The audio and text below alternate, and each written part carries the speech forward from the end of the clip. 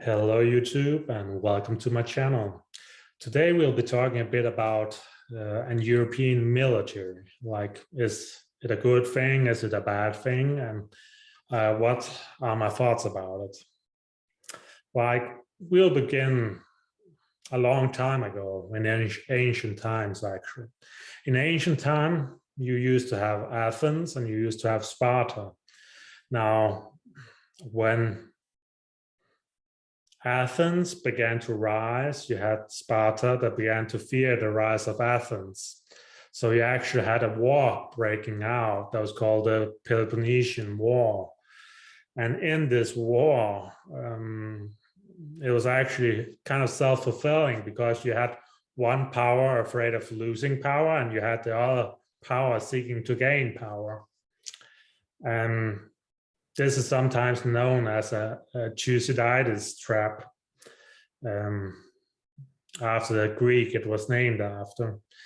And if you take a look at the world today, you used to have America and you had the Soviet Union.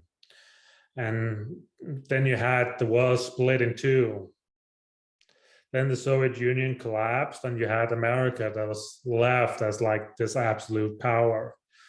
And because you had an absolute power, there's not a lot of conflict in the world because no one wanted to go up against the main power. It was essentially like if only Athens existed and not Sparta, or vice versa. But what is happening in the world today is there's no longer one central strong power because now we have China. So from going from an absolute power in the world, you now have two major powers. And the problem with having two major powers is they almost always end in a conflict about who's the rising power and who's the diminishing power. And when that happens, it's often a time of great global turmoil because it's always been like that in world history. You have when the Dutch Empire was ending and the British Empire took over, and you had it when the Spanish Empire was failing, and a lot of these empires and great powers, you always had this period of the rising power and the diminishing power, and there was always these quite troubling periods in world history with a lot of turmoil. So to sum it up, today in the world, we have China and we have America. And because of that, we have a more bipolar world. And when you have a more bipolar world, you also have a more unstable world. So now you have Europe and you have Russia and this power dynamic, and you also have India. The main question here is this a good thing that you begin having these powers and you have more of these powers on the world stage? I think in some ways they could balance each other out, but I think actually what is happening now is like it's more about block thinking, it's more about East versus West, it's more about these sides being drawn. So you actually just have these larger powers like siding with one of the big powers like China or America. Now I think like the main advantage of like an European military is in this very changing world where you could actually protect European interests. And I also think that the way Europe would use power would in some ways be better than some of the bigger superpowers. Because one thing you have to remember is for Europeans to use their power, you have to have over 20 different countries agreeing. You have to have over 20 different perspectives agreeing, from widely ranging cultures, different climates, to different languages, to different ways of life, agreeing. In that way, Europe is essentially a mini world within the world. And I think because of that, these wide-ranging opinions, I think Europe would in some ways be a milder superpower, because Europe couldn't enforce in the same way China could or America could, because China has China's opinion, and China only has to care about China's opinion. China is that strong. It's not like a combination of nations, because of course China has these multiple tribes and these multiple ethnicities and stuff living within China, like Tibet and Xinjiang and all the other areas of China, and up close to Mongolia, and also East and South China. Like one part of China is a huge desert, and the other is like more close to rainforest. So China is a very different country, just like Russia is. Russia also is made of all these different parts, all the way from one end where very nomadic people live to the other end. Like 70% of all Russians live within the European border, like the Ural Mountains. Very few in Russian territory lives on the other side of the Ural Mountains. And that's also, of course, why Russians are very concerned about the European Union getting bigger, because like most of them live close in Europe and have traditionally been a part of Europe, and probably still is in culture at least. So even though the perspective is turning more east nowadays. Now, as I said, the problem is you have all these different powers, and the problem is, like, if all these powers join in block thinking, then nothing will really be solved. You actually need some of the powers to be neutral, because if you have some of the powers being the deciding factor and being neutral, then you actually have a balance.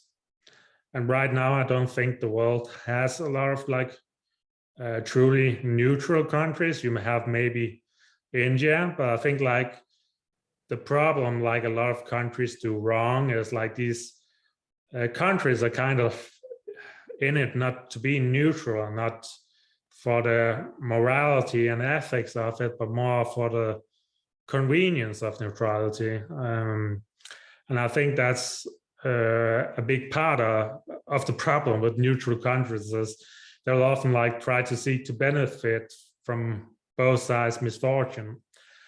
So I think like you need a very strong neutral third country that could balance this dynamic between these growing powers, because if you don't have that, you don't really have a buffer between these great powers like China and America. And I think in that way, if Europe could stay more neutral, and if Europe could become this third power, I think that it will actually stabilize the world in some ways, because you then have a buffer. But if you have countries and nations and continents like siding between East and West thinking and East and West bloc confrontation, then you will actually see a more dangerous world.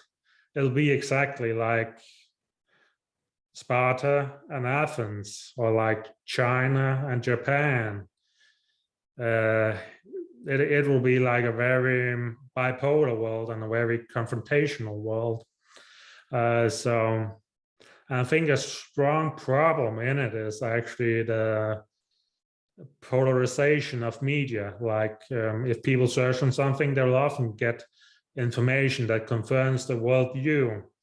And that's actually always been the problem, that governments can make these kind of bubbles around the citizens where information might be free, but they kind of control the bubble. Like you can pick everything inside the bubble, but they control the bubble. And I think you also have the problem in many countries where leaders will be like, we have destroyed corruption, but in fact, what's really happening is, from destroying corruption, they have not really done that. They've just ended up being the factor that has controlled the corruption, and the corruption is now coming from them. So I think like in this global world, you really have to strike a balance. And I think there's like, personally, I read hundreds of books, and I read books from both the East and also from the West. And I have also talked with people from both sides. And I think like the main problem in the world today is like we are so busy drawing lines, but not many people are busy like learning from each other's perspectives. And there's a great amount to be learned. Like from the West, you have Plato, you have Aristotle, and you have like Descartes, and you have Nietzsche, and you have all these great philosophers, and you have these great scientists. And from the East, you have people like Lao Tzu, and you have Sun Tzu, and you have all these great thinkers. You have Buddhism, and you have Confucius, and you have really these great people and great thinkers. And I think like the main problem is when people are busy just staying in one perspective and staying in this one side of the lane, and no one refuses to consider anything else, then clashes will happen. Then when you have a modern weaponry, then those clashes will be extremely bad, because let's face it, we are coming to the point where anyone in a laboratory can essentially end humanity. Like, and that problem is only going to get worse. So I think our main problem is our technology has outgrown our humanity and also our spirituality. Like, I don't mean spirituality in the religious way. I simply mean it in the ethical and also caring for the things about you way. And I think this perspective will only get worse. I think actually in the next few decades, we need not only to grow our technology, we actually need to grow our humanity quite a lot, because if we don't do that, then it might essentially be the end of humanity. And I think one has to work with realities on the ground. Like I think you sometimes have to work with the reality that is. In my opinion, the quickest way to get people to change is not to threaten them with a gun. Like, if you go to your neighbor with a gun, you're probably not going to have a very grateful neighbor, and you're not going to have a very helpful neighbor. I think like to show people a better way, you sometimes have to help them learn that better way and help them see that better way. And often that better way doesn't happen by stating they're wrong and shoving a gun at them. Often that happens by showing them. Oftentimes you need to show people, not to wrong them and not to fall into group thinking. So I think the time period we live in now is very dangerous because of this group mentality. And I think we as human beings need to be careful to not let history become a trap. And I actually noticed a lot of the most dangerous countries in the world, they do not always learn from history. They actually become a victim of their history, maybe because they've been humiliated, maybe because they feel something has been wrong, done wrong to them, or some injustice. And this emotion, even though it's not the people it happened to, it can be a huge poison that still creeps into the world today. So I think we need to remember from history that some things we need to let go of, because if we don't let go of them, then there will be no future. And simply put, like, please learn from history, but also know when to let go. And when it comes to big powers, I think no one should be a big power until they're a big ethical power, a big moral power. I think that should come before being a big power, because what you often see in the world is all the wrong people gaining power for all the wrong reasons. Like, I don't think anyone should have that much power before they have learned to be in service of that power and to be in service of humanity. And that's really where my outlook come down to. I think Europe should have a military, a combined military, but I think that military should be more humanitarian and more of a shield. Like, I think instead of making more nukes and making more nuclear weapons, we need to make more defensive technology. We actually need something to stop all these nukes, and we need something to prevent all this biotechnology from getting out of control.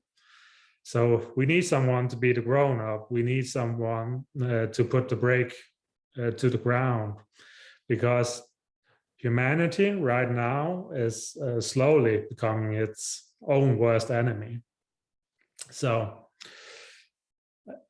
yeah, that was kind of my perspective. Like, as I said before, I don't think anyone should be a superpower before they're a super moral power. And sadly, in the world today, I see a lot of like hypocrisy and also a lot of blaming from both sides. I see a lot of people becoming victims, even though it's not them it has happened to. And I think it's a very shameful thing that in the history of this world, we're now at the point again where we spend much more on military instead of facing these really life-threatening challenges we have. Like, humanity should be focusing on getting out into space, like giving ourselves a better chance of survival. So, and also we should focus on curing all these sicknesses. Like something like cancer research gets so little money compared to something like nuclear technology now, or like weapons research. Like, just think about how much poverty, like we use more money on computer games right now than what it will take to end world poverty. And like, just think about how much we use on weapons, foolish entertainment, and all these things caring for other people's opinions. Like, I think that's something most people need to think about. I think it's time to, like, in the world, really do some soul searching, because the world is getting more violent. Like I said, this is maybe not Sparta or Athens against each other. This is maybe not China or Japan against each other, but it is a confrontation and it is a block thinking. So, and with that, I'll leave you with these words, that no one should be a superpower before they're a moral power. So, thank you for listening.